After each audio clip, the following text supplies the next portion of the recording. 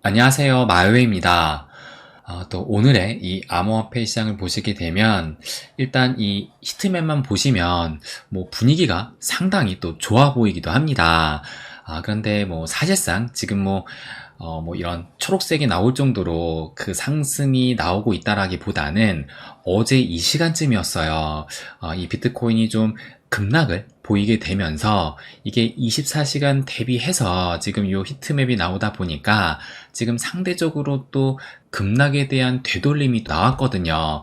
그러다 보니까 이 히트맵 상으로는 좀 이런 초록색의 분위기가 좀 좋아 보이기는 하는데 그러면 어제 이렇게 급락이 나오다가 이런 좀 반등이 나오는 이런 무빙이 좀 반복적으로 나오기도 했습니다. 그래서 요 15분봉 차트를 보시게 되면 어제 아침 10시경에는 이렇게 또 급락을 보이다가 또 오후 들면서 점점 상승을 하더니 저녁 6시경에는 58K까지 넘어서면서 이때만 해도 진짜 좀 찐반등이 나오나 그런 기대감을 또 키우기도 했습니다. 그러다가 밤 또 11시경이 되면서 이런 급락이 나오기도 했어요. 그래서 그야말로 다이나믹한 무빙을 또 보였던 이 비트코인인데, 그렇다면 왜 이런 다이나믹한 무빙을 보였느냐? 뭐 여러분도 아시겠지만 요 독일 정부가 정말 어제는 좀 크게 주목을 받았던 것 같습니다. 그래서 보시는 것처럼 거래소로 3,200개의 비트코인을 추가 입금을 했다. 그래서 어제 당시로만 5,650개의 비트코인을 거래소로 이체를 했고, 그리고 거래소가 아니라 뭐 마켓 메이킹 업체 또 익명의 주소로도 이 비트코인을 대량 이체를 했었는데, 그 물량까지 포함을 하면 총 이체한 이 비트코인의 개수가 보시는 것처럼 1984개, 그래서 상당한 물량의 이 비트코인을 어제 이 독일 정부 혼자 이체를 했던 거예요. 그래서 이에 대해서 지금 이런 소식이 나오면서 보시는 것처럼 이런 다이나믹한 무빙이 나왔던 것으로 보입니다. 그래서 얼마 전까지만 해도 이 마운트 곡수의 물량이 관심을 받았는데, 이제는 점점 이 독일 정부로 그 관심이 좀 옮겨지고 있지 않나, 그런 생각이 또 들기도 합니다.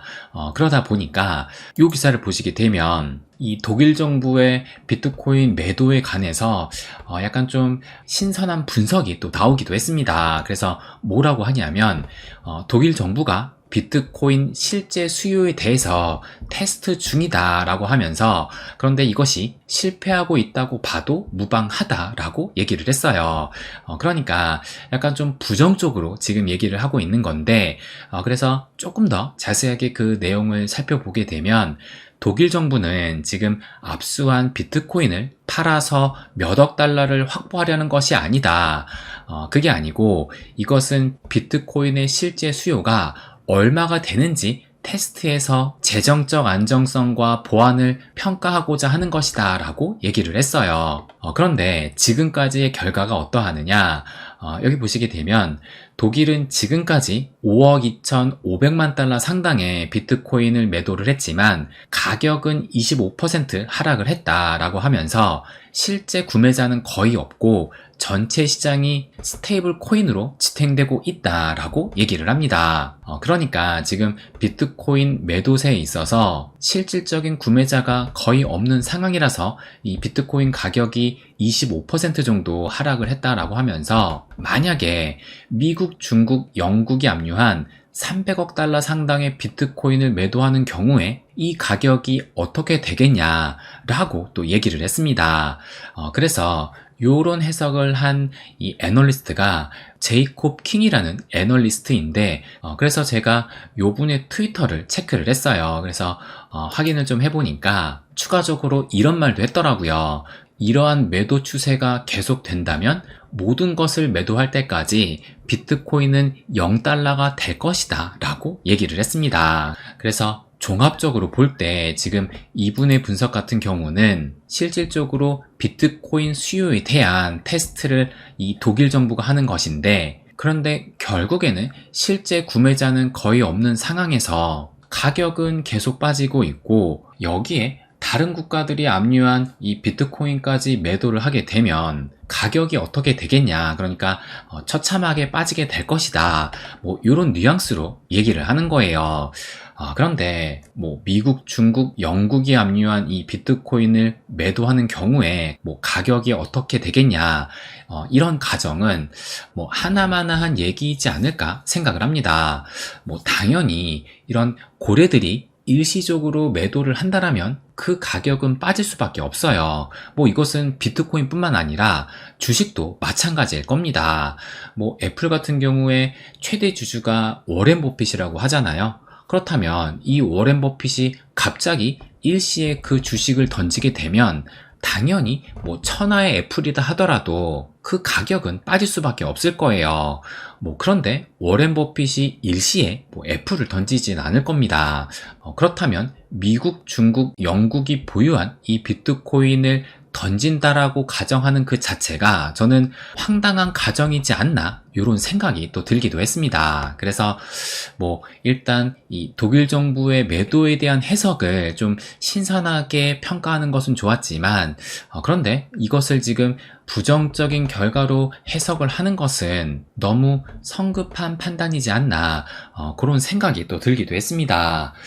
그래서 아무래도 장이 계속 안 좋다 보니까 이런 시장에 대한 뷰마저 좀 안 좋아지고 있다라고 생각이 드는데요. 또 그러다 보니까 이 분석을 보시면 이제 이 비트코인의 다음 지지선이 47,000달러 조금 더 그 하락을 염두해야 된다라는 이런 분석까지 또 나오고 있어요. 그래서 이 분석은 어디에 초점을 두고 얘기를 했느냐, 요 채굴자, 이 채굴자들의 항복이 아직 진행 중이다라고 얘기를 하면서 추가적인 하락을 좀 염두해야 된다라고 얘기를 했습니다. 그래서 조금 더 자세히 보시게 되면 비트코인 채굴자 카피출레이션 항복이 반감기 이후에 매번 발생을 했는데 그런데 아직 이 해시레이트가 회복되지 않고 있다라고 얘기를 하면서 이 해시리본 데이터가 회복될 쯤에는 좋은 매수 기회가 될 것이다 라고 얘기를 했습니다. 그러면서 독일 정부는 대략적으로 한 4만 개의 비트코인을, 또 마운트 곡스는 대략적으로 한 14만 개의 비트코인이 남아있기 때문에 긍정적인 것은 현물 비트코인 ETF에 대한 순유입이 지속되고 있지만, 그런데 만약에 이 매도 물량에 의해서 하락이 계속이 된다라면 데이터상 비트코인의 다음 지지선은 47,000달러가 될 것이다 라고 얘기를 한 거예요. 그래서 47,000달러라고 한다면 요 차트로 한번 보여드리면 47,000달러가 제가 이 노란색 선으로 표시를 했거든요. 그래서 47K에 요 선을 그려놨는데, 그런데 요 47,000달러에 맞닿은 요 때가 제가 여기 써놓은 것처럼 올해 1월 달에 이 비트코인 현물 ETF가 승인이 됐을 그 시점, 그때가 요 47,000달러였습니다.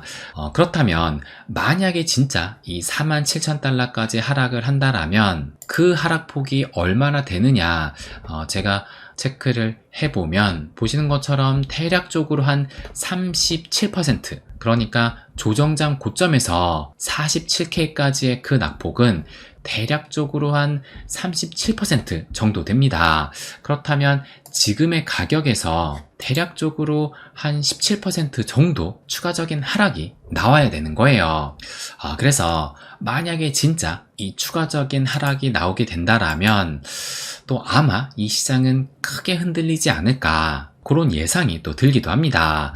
그런데 뭐 이런 전망도 진짜 뭐 맞을지, 이 가격에서 정말 하락을 할지 아니면 여기에서 반등을 할지 뭐 그것은 아무도 모르긴 할 거예요.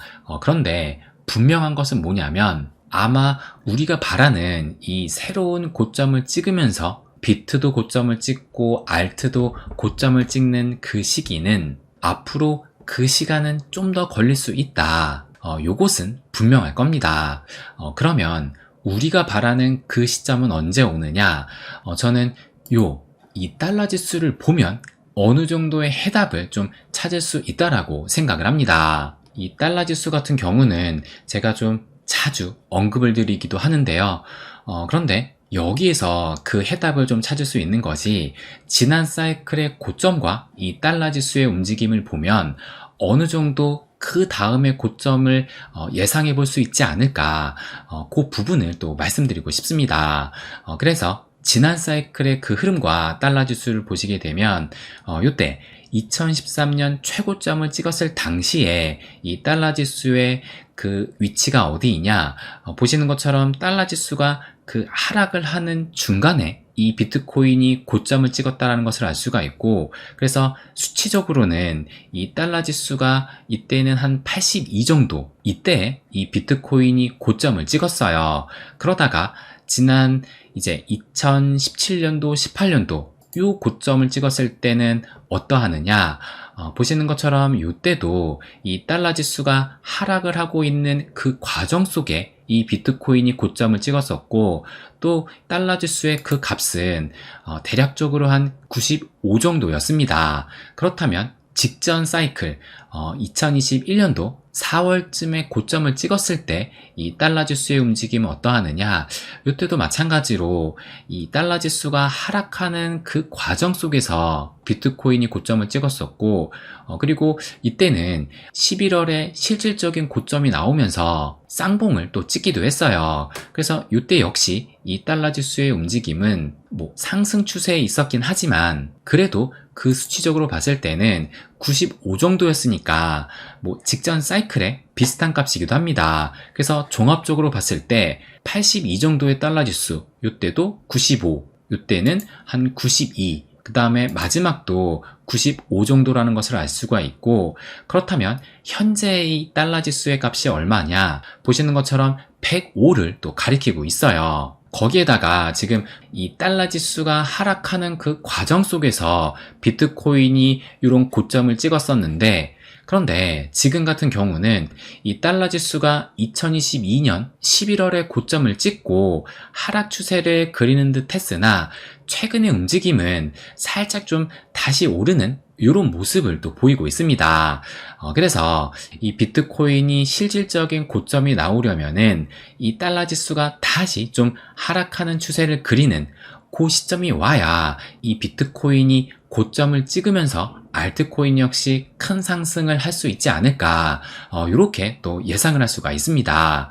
그러면 과연 어디까지 이 달러 지수가 하락을 해야 될까, 그것도 한번 예상을 해본다라면 제가 요 평행선을 좀 그려봤어요.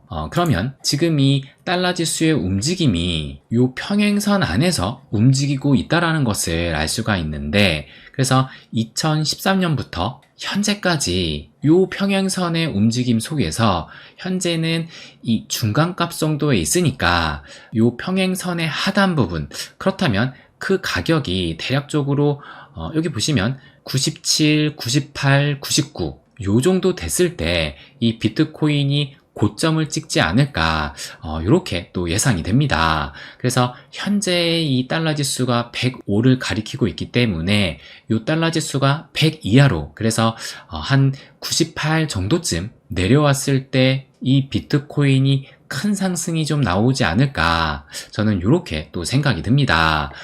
그래서 결론적으로 말씀드리고 싶은 것이 뭐냐면, 지금 뭐 우리가 이 시점에서 당장에 뭐 하락이 나오느냐 아니면 뭐 반등이 나오느냐 뭐 걱정과 우려를 하고 있지만, 사실 여기에서 뭐 단기적인 방향성이 어떻게 나오든 우리가 바라는 고점까지 가는 데에는 아직은 시간이 좀 한참 필요하다, 이 부분을 또 말씀드리고 싶습니다.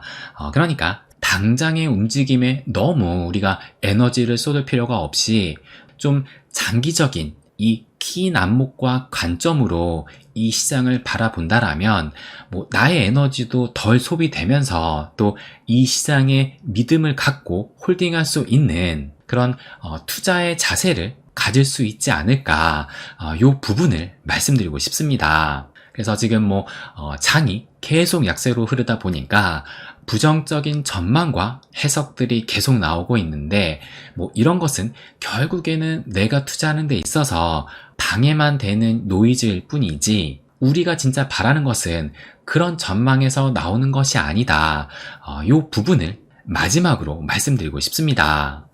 네, 그럼 오늘은 여기까지 하겠습니다. 항상 제 이야기 끝까지 들어주셔서 감사드립니다. 부자가 되는 길, My Way.